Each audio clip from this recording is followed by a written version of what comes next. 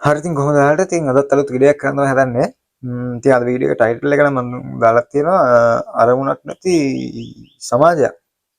ඉතින් මේ මාතෘකාව මම තෝරගන්න ගොඩක්ම හේතුවක් වුණේ අද බලනකොට අද ජෙනරේෂන් එකක් විතර ගත්තත් අපි සමාජයක් විතර ගත්තත් අර මිනිස්සුන්ගේ කිසිම නැහැ නේද අරමුණක් අර කියන්නේ අර අරමුණක් නැතුවනේ ඔහේ මිනිස්සු යන්නේ. අර අපි ජීවත් වෙනවා ඉපදෙනාට ඉපදෙනවා ඒ වගේ ලයිෆ් එකක් අපි මිනිස්සුන්ට තියෙන. ඉතින් ඔය ගැන තමයි මම කතා කරන අද වීඩියෝ එක තෝරගත්තේ. ඉතින් මම ඇත්තටම මේ සමාජය ඇතුලේ දකින දෙයක් තමයි අර අපේ මිනිස්සු එක්කම සර්කල් එකක් ඇතුලේ ජීවත් වෙනවා වගේ දෙයක් මට හිතෙනවා. නිකන් අර එකම ට්‍රැක් එකක දුවනවා වගේ නිකන් අර කෝච්චියක් එකම ට්‍රැක් එකේ හැමදාම දූ උදේ හවස දුවනවා වගේ එකක් තමයි මට හිතෙන්නේ මේ සමාජය ඇතුලේ ගොඩක් මිනිස්සු. හේතුව තමයි අර අපි ඉපදෙනවා ඊට පස්සේ ජීවත් වෙනවා ඉගෙන ගන්නවා ඊට පස්සේ කැම්පස් යනවා මොකක් හරි ජොබ් එකක් හොයා ගන්නවා ඊට පස්සේ මොකක් හරි ලයිෆ් එකේ ඔහේ ගෙදර කට්ටියත් එක්ක පවුලේ අයත් එක්ක ලයිෆ් එක එන්ජොයි කරනවා ලයිෆ් එක ඔහේ ගෙවලා දානවා ඊට පස්සේ මැරෙනවානේ. ඉතින් එහෙම සමාජයක් තමයි අද දැන් ගොඩක් දුරට සමාජයේ තියෙන්නේ නේද? සමාජයේ දැන් ගත්තත් අපි එකම දෙයක් වෙනුවෙන් ફોකස් කරන්නේ. අපි මොකක් හරි එක්ක විභාගයක් වෙනුවෙන් වෙන්න පුළුවන් මොකක් හරි නිකන් කැම්පස් යන්න වෙන්න පුළුවන්. ඒ වගේ දෙයක් වෙනුවෙන් විතරනේ ફોකස් කරන්නේ. මොකක් හරි ජොබ් එකක් හොයාගන්න ඕන වගේ දෙයක් නේ. ඉතින් ඒ දේවල් කියන්නේ මම හිතන්නේ මේ දේවල් අපේ ලයිෆ් එකේ තියෙන අමතර දේවල්. එහෙම නෙමෙයි අපේ ලයිෆ් එකේ කියන්නේ ඒව වටින්නේ නැහැ නෙමෙයි විභාග වටින්නේ නැහැ කියන එකවත් මේ කැම්පස් යන්න ඕනේ නැහැ කියන එකවත් මේ ඒ දේවල් නෙමෙයි මම කියන්නේ. හරිද? ඕක හරියට තේරුම් ගන්න ඕනේ. ගොඩක් ඊට පස්සේ ඕක හරියට තේරුම් ගන්න තුව නිකන් ඊට පස්සේ මේ නිකන් මට බයින්න ගන්නවා. ඉතින් ඒ දේ නෙමෙයි මම කියන්නේ. මේ එහෙම නෙමෙයි අපි අර ගෝල් එකක් තියාගන්න බෑ නේද? අපි මෙන්න මේ දේ කරනවා අපි වාහනයක් ගන්නවා කවදා හරි නේද? අපි මේ වගේ ලක්සරි ලයිෆ් එකක් ගෙවනවා. අපි මම මේ වගේ ලොකු ගයක් හදාගන්නවා. ලක්සරි ගයක් හදාගන්නවා. ලක්සරි වෙහිකල් එකක් කරගන්නවා. ඉතින් ඔය වගේ දේවල් තියෙන්නේ නැහැ අපේ මිනිස්සුගේ අර ගෝල් එකක් විදිහට නේද?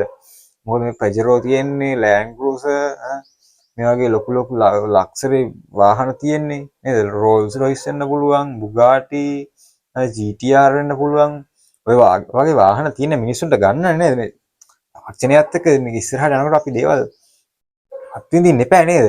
මොකද මේ දේවල් අපිට නිකන් අර ඇචීව් කරන්න තියෙන්නේ. එහෙම නැත්නම් අපිට දේවල් බලන් ඉන්නවත් මේ තව කෙනෙක් කරගන්නකොට ඒ දෙයට ඉරිසියා කරන්නවත් ඒ මනුස්සයට නිකන් විශ් කරන්නවත් නෙමෙයි තියෙන්නේ නේද? මේ දේවල් අපිට ඇචීව් කළා අරගන්න තියෙන්නේ නේද? ඉතින් මේ දේවල් අපිත් ඒව අරගන්න ඕනේ. ඉතින් එහෙම නැතුව නිකන් අර ඔහේ ජීවත් වෙලා වැඩකුත් නැහැ අපි නේද?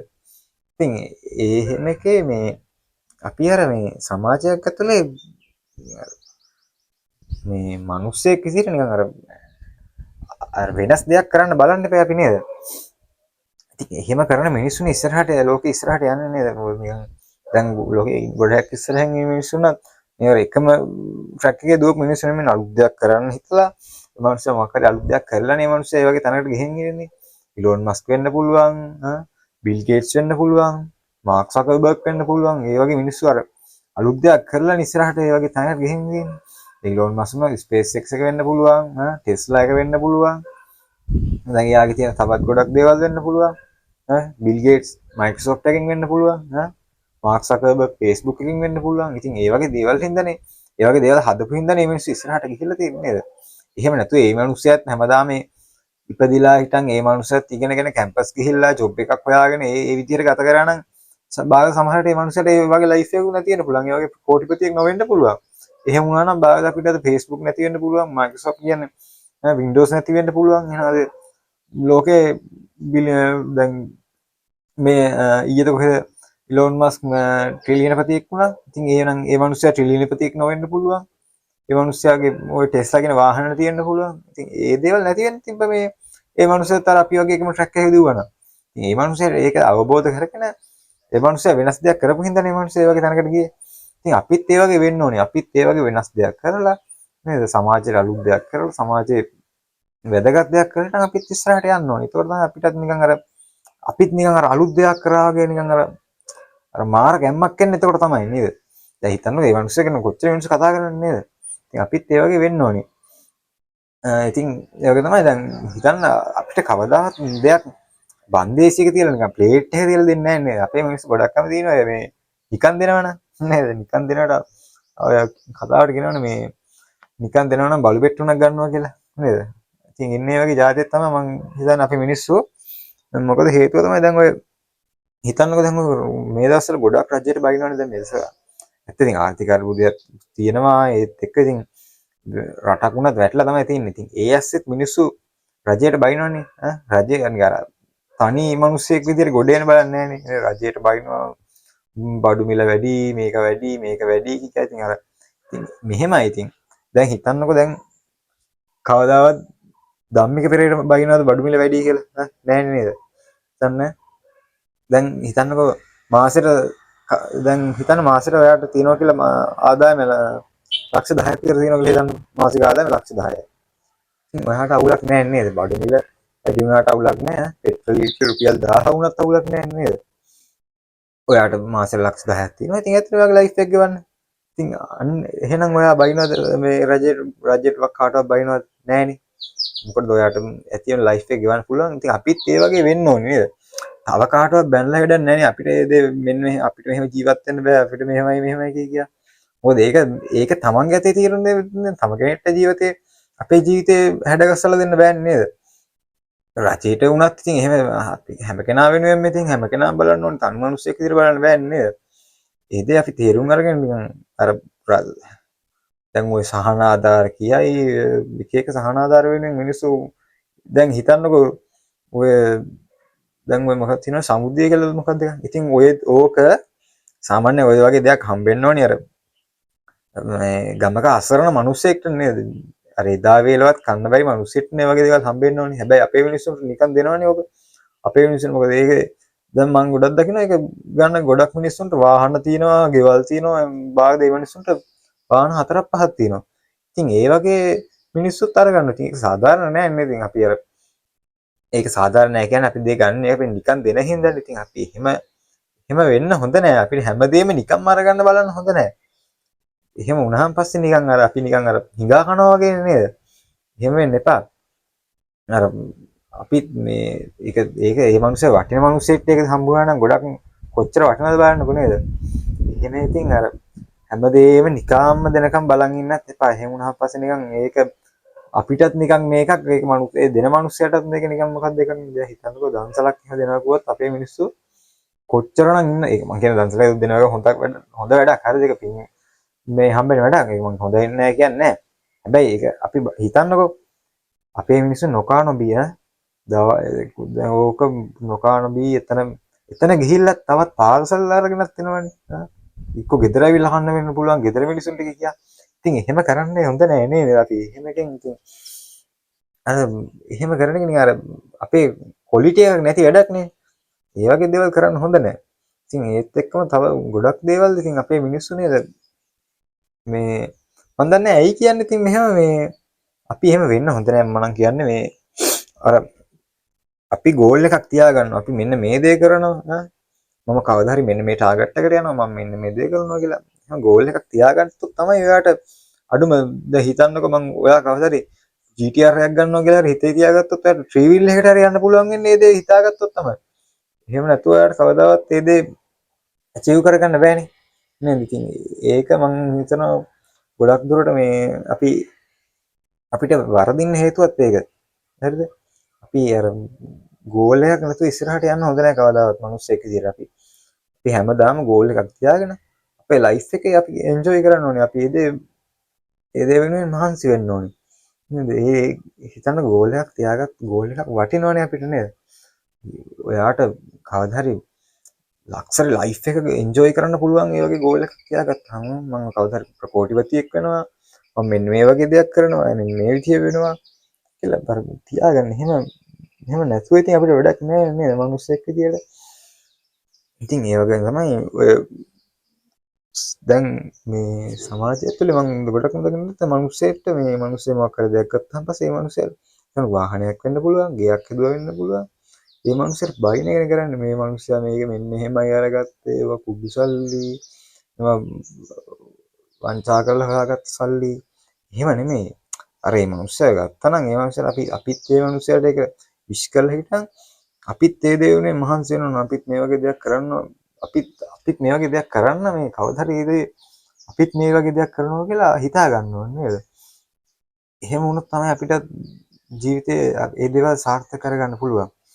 අර ඔයාට මම හිතන්නේ කවදාවත් රස්සාවක් කළා නිකන් අර ජොබ් එකක් කරලා නම් ඒ වගේ ලයිෆ් එකකට යන්න පුළුවන් කියලා. මම ගොඩක් කියන දේ තමයි ඔයාට ජොබ් එකක් තියෙන ඔයාට අර නොමැරී ජීවත් වෙන්න.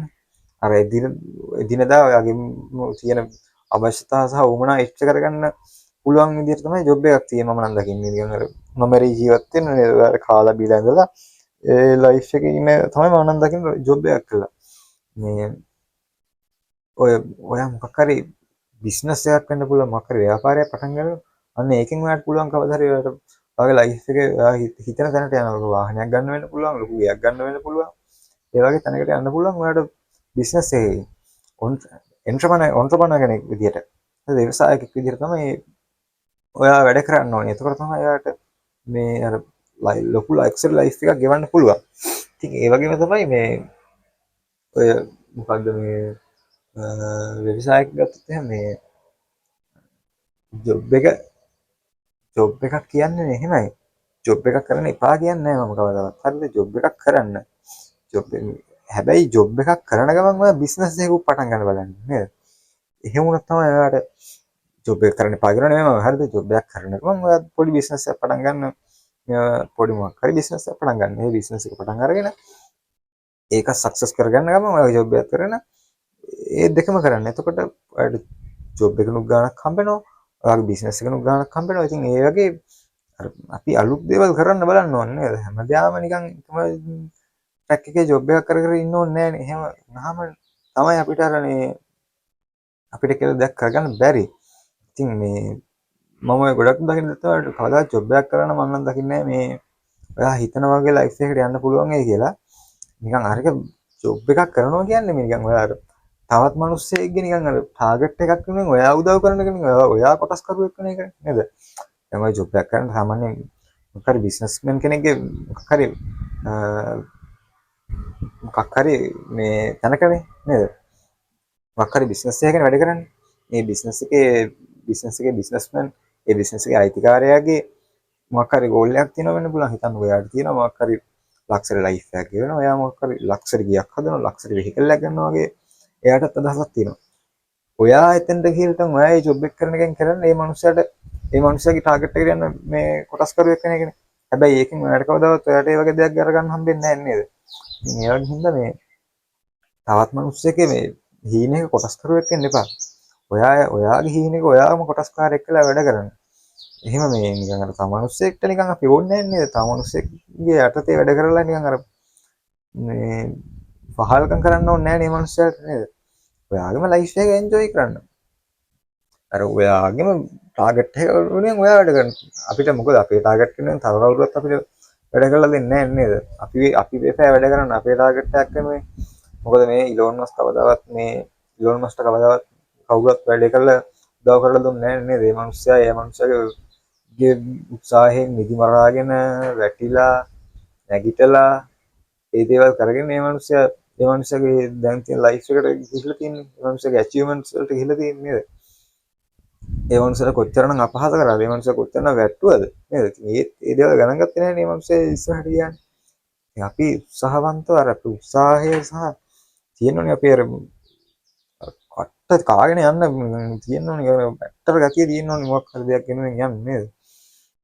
එහෙම නැතුව නිකන් අර මේ නිකන් ඔහේ ජීවත් වෙලා නිකන් අනේ යාට මේක හරි ගියේ නෑ මට එහෙනම් ඕනේ මේක අතහැරලා දානවා මං මේ වැඩේ හරියන්නේ නෑ කියලා හිතුවොත් නේ අපේ වලට හරියන්නේ නෑ මොකද අපි අර කර දෙයක් වෙනුවෙන් කට්ට කාගෙන ඒ දේ කට්ට කාගෙනම ගියොත් මේ දේ හම්බෙන්නේ නේද?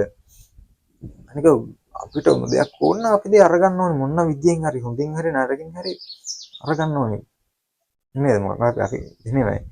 එහෙමයි කියලා මේ නරක දේවල් කරන්න ඕනේ කියලා නෙමෙයි මං කියන්නේ. හරිද? ක්වොලිටියක් තියෙන වැඩක් තියෙන ක්වොලිටි ඔෆ් ලයිෆ් කියනවනේ. ක්වොලිටි ඔෆ් ලයිෆ් කියලා එකක් තියෙනවනේ. අපි ක්වොලිටියක් තියෙන වැඩක් කරන්න ඕනේ නේද? අපි මොකද්ද කරන්නේ? පොල් විකුණන රස්සාවද, හාල් කොටන රස්සාවද, හිඟන රස්සාවද මොන දේ කරත් අර ක්වොලිටියක් තියාගෙන මේ දේ කරන්න ඕනේ. අපිටම අනන්න ක්වොලිටියක් තියාගෙන කරන්නේ. මේක කිසි කේස් එකක් නෑ. අපි ඒක පොල් කැඩුවත් එකයි අපි මේසන් වැඩේ කරත් එකයි මොන වැඩේ කරත් ආ කිසි කේස් එකක් නෑ. මොකද අපි ක්වොලිටියක් තියාගෙන කරන්නේ. මේ මේසන් වැඩේ වුණත් මේක ලොකු මේ එකක් හම්බෙන වැඩක්. හිතන්නකෝ දැන් මේසන් බාස්ද වැඩි ගාණක් හම්බ කරන්නේ ඉස්කෝලේ කරන ටීචර්ද කියලා. මේසන් බාස් දවසේ බඩිය 2500. 2500 ගන්න 20ක් හදලා බලන්නකෝ. ඉතින් කීයද බඩිය? ඉතින් ඉස්කෝලේ කරන ටීචර්ගේ බඩිය කීයද ඉතින්? ඉතින් ඒ වගේ අපි හිතන්න අපි කරන වැඩේ ක්වොලිටි එකට කරන්න ඕනේ. එහෙම වුණාම පස්සේ තමයි එතකොට තමයි අපේ වැඩේ ක්වොලිටියක් තියෙන අපිට ඒ දේ කරන්න පුළුවන්. ඉතින් ඔන්න ඔය දේ ගැන තමයි මට අද වීඩියෝ එක මම මේන්ලි කතා කරන්න හැදුවේ. මීට වඩා මම අද කියපු දේවල් ඔයාලා ඔළුවට දාගෙන මේ දේ කාගෙන වැඩ කරනවා නම් ඉතින් ඔයාලටත් ඔයාගේ ලයිෆ් එකේ ගොඩක් දේවල් අචීව් කරගන්න පුළුවන්. ඉතින් අද වීඩියෝ එක මම මෙතන නවත්තන්න කියලා හදන්නේ. මොකද මගේ ෆෝන් එකේ බැටරිත් නෑ දැන්. ඉතින් අපි ආයෙ දවසක මේ වගේ වීඩියෝ එකකින් හම්බෙමු.